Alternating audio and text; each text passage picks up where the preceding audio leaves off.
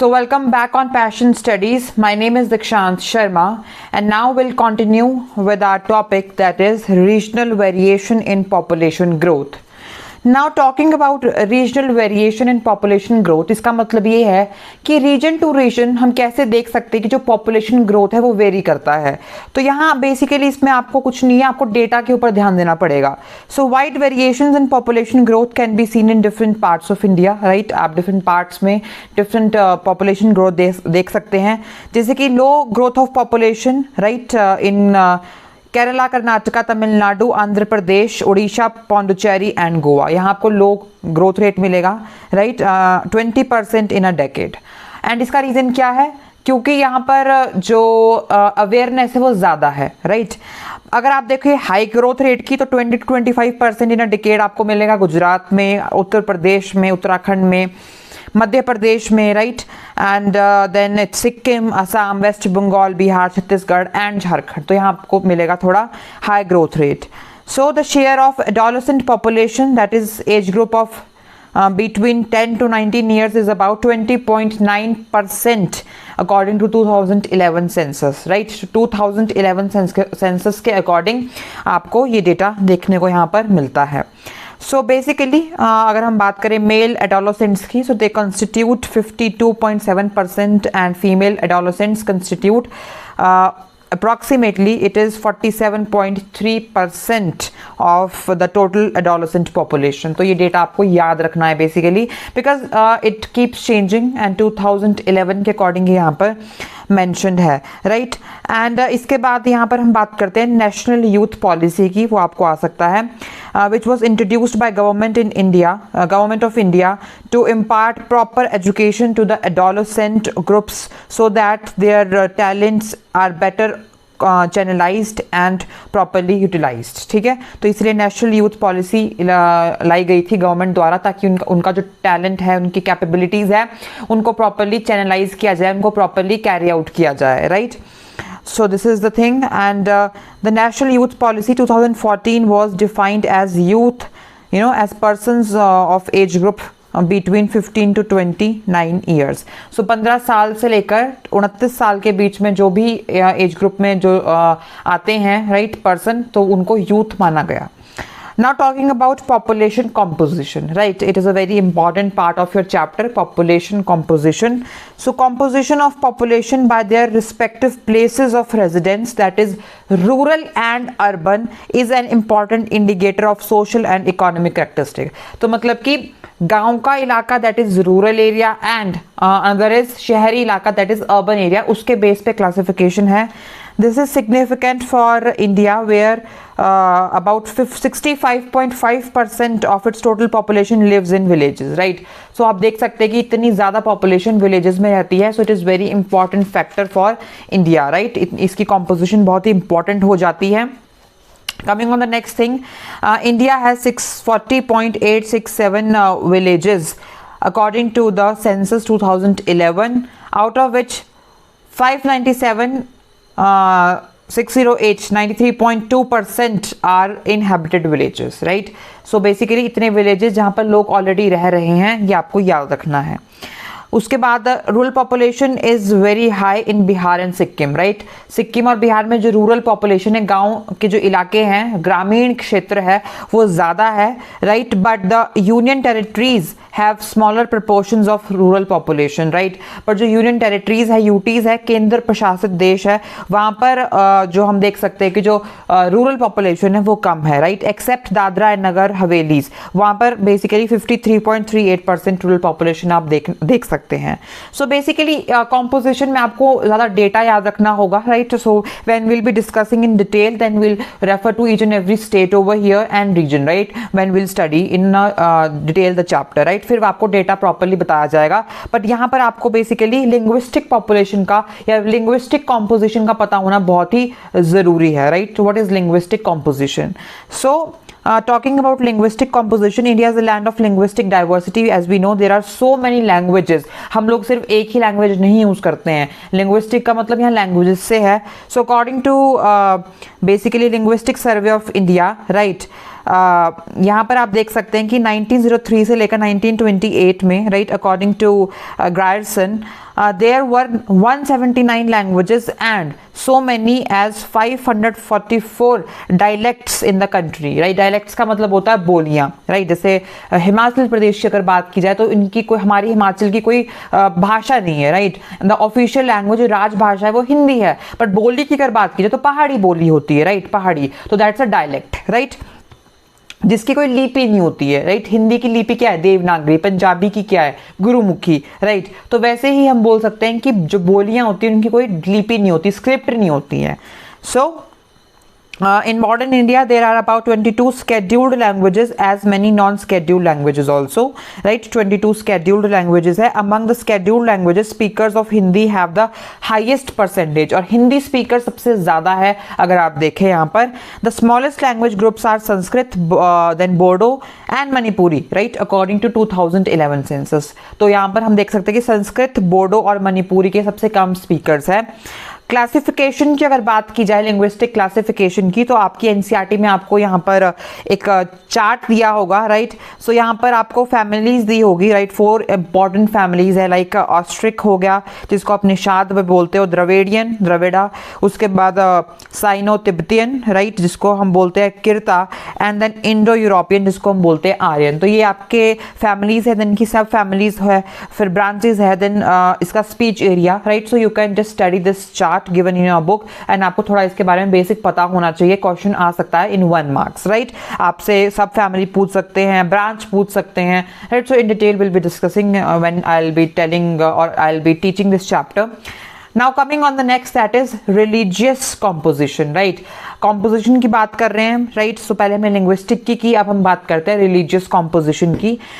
Religious की बात की जाए, so religion affects cultural and the political life of most of the Indians, right? We know religion एक बहुत ही important चीज़ है, right? एक बहुत ही important aspect है, I would say. Spatial distribution of religious communities is highly uneven, we all know. हम बोल सकते हैं कि अलग अलग धर्म के लोग अलग अलग जगह है, राइट? कई जगह कुछ धर्म के लोग ज़्यादा है, कुछ जगहों में कुछ धर्म के लोग ज़्यादा है. So it is very uneven, I would say. Hindus are distributed as a major group in many states, right, from 70 to 90% and above. तो हिंदूज़ की मेजॉरिटी है, हिंदूज का जो हिंदू रिलीजन है, it is in majority, right? It ranges from 70 to 90%. Then except the districts of state along with the Indo Bangladesh border, यहाँ पर कम है. Indo पाक बॉर्डर में भी कम है, जम्मू एंड कश्मीर में, and hill states of north east and scattered areas of Deccan plateau and Ganga plain, right? तो यहाँ पर मेजॉरिटी नहीं है, हम देख सकते हैं, right? Then Muslims form majority in Kashmir valley and Lakshadweep, यहाँ पर आपको मुस्लिम्स की मेजॉरिटी देखने को मिलेगी. They are the largest religious minority group concentrated in Jammu and Kashmir, many districts of Uttar Pradesh, some districts of west Bengal and Kerala. तो यहाँ भी आप मुस्लिम्स को ज़्यादा मात्रा में देख सकते हैं, right? So this is something I would say. Then Christians की बात की जाए, so they are concentrated in rural areas of western coast around Goa, Kerala, north eastern hill states of Meghalaya, Mizoram, and then Nagaland, Manipur and छोटा Nagpur region. तो ये आपको याद रखना है कि यहाँ पर आपको Christians मिलेंगे. सिख की बात की जाए तो Sikh are mostly concentrated in the regions of or the states of Haryana, Punjab and Delhi. तो यहाँ पर आपको सिख ज़्यादा मिलेंगे. Then the smaller religions groups of India like Zoroastrians हो गए, Jains हो गए, Buddhist हो गए, are found only in the selected areas of the country. बहुत कम मात्रा में है जो कि इन रिलीजन के लोग हमें मिलते हैं, right? So this is the religious composition. तो इसको हम डिटेल में करेंगे. This is something which you have to remember, major आपको प्लेसेस याद रखने हैं. Then composition of working population. अब हम वर्किंग की बात कर लेते हैं. सो वर्किंग पॉपुलेशन भी एक बहुत ही इंपॉर्टेंट रोल प्ले करता है कॉम्पोजिशन ऑफ पॉपुलेशन में, राइट? अगर बात की जाए तो working population of India can be divided as per economic status into 3 groups, right? Economic status के अगर आप बात करें तो 3 ग्रुप्स में आते हैं. मेन वर्कर्स आपके, देन मार्जिनल वर्कर आते हैं, देन नॉन वर्कर आते हैं. तो आपको 3 इंपॉर्टेंट जो ग्रुप्स है वो याद रखने हैं. Main and marginal workers constitute approximately 39.8%, right? तो 39.8% जो आपका ग्रुप है वो कंस्टिट्यूट करता है है मेन एंड मार्जिनल वर्कर्स का। उसके बाद अगर आप बात करें proportion of working population, it varies in the states of Goa with 39.6% and union territories like Daman and Diu with 49.9%। तो again data, right. Work participation rate in higher in economically less developed areas because fewer manual worker are needed to work in subsistence or near subsistent economic activities, right? So जो work participation rate होता है highly economic, जो basically higher जो economically less developed states होती है, वहाँ पर ज़्यादा manual work need होता है क्योंकि labor class आपको ज़्यादा मिलेगी, right? तो वहाँ पर आप construction work ज़्यादा देख पाएंगे, right? So वहाँ पर आपको ये चीज़ें देखने को मिलती है।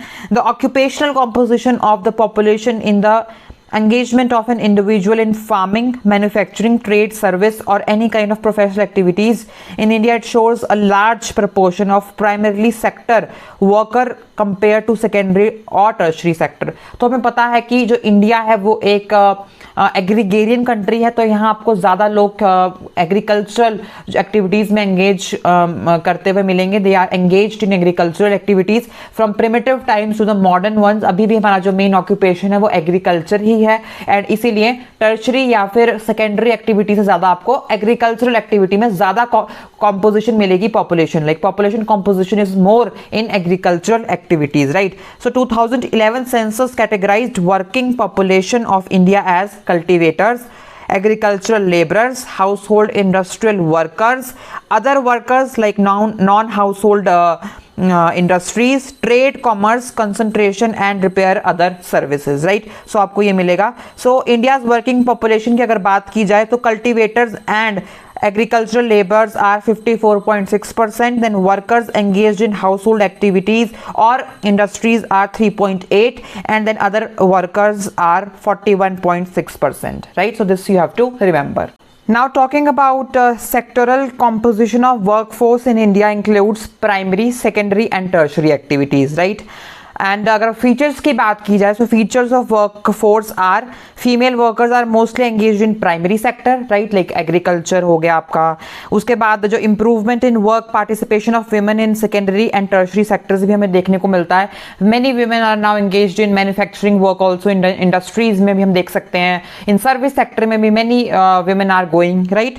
And proportion of workers in agricultural sector in India declining from 58.2% 2001 to 54.6% in 2011, राइट। सो आपको देखना है। फिर एक सेक्टरल शिफ्ट है India's economy in India's economies workers, right, from farm based occupation to non farm based ones, right? Our society is divided into natural and biological basis, right, into male, female and transgender, and there are many social hindrances to achieve gender equality, as we know, right? जो gender biasness है, it has increased so much in our society that differentiation has been created on the workforce also and workplace also, and जो एक task force होनी चाहिए which should constitute both male and female, it is not, rather we can see only males, right? But yeah, it is drastically improving also. So as discrimination, particularly gender discrimination, a crime against humanity, the government of India launched a nationwide campaign called Beti Bachao Beti Padhao, acknowledging the adverse impacts of these discrimination. and इसीलिए ये जो आपका बेटी बचाओ बेटी पढ़ाओ अभियान है, ये इसलिए बनाया गया, इनिशिएट किया गया गवर्नमेंट द्वारा, ताकि जो एक जेंडर डिस्क्रिमिनेशन है टुवर्ड्स गर्ल्स वो बैलेंस हो सके एंड जो वर्क फोर्स है, टास्क फोर्स है, वहाँ पर इक्वल कॉन्ट्रीब्यूशन हो मैन का भी और विमेन का भी, राइट। तो इसीलिए जो वर्क कैरी आउट होगा उसमें कोई भी जेंडर बायसनेस ना आए, जेंडर इनइक्वालिटी ना राइज हो। So this is all in this chapter. बहुत सारा डेटा आपको मिलेगा इस चैप्टर में। This is a very I would say descriptive chapter, right. Data आपको बहुत देखना पड़ेगा and it was not possible in a nutshell video to cover each and everything. So I have tried कि मैं इसमें आपको जो भी एस्पेक्ट्स है चैप्टर के, that is distribution, density, growth and composition, वो करवा सकूं। डिटेल में हम हर चीज डिस्कस करेंगे when I will be making a detailed video as I told previously. But yeah, with this I have cleared I would say important topics and a glance look over a chapter, right? So with this I end this part. Thank you so much for watching. Let's meet in the next video.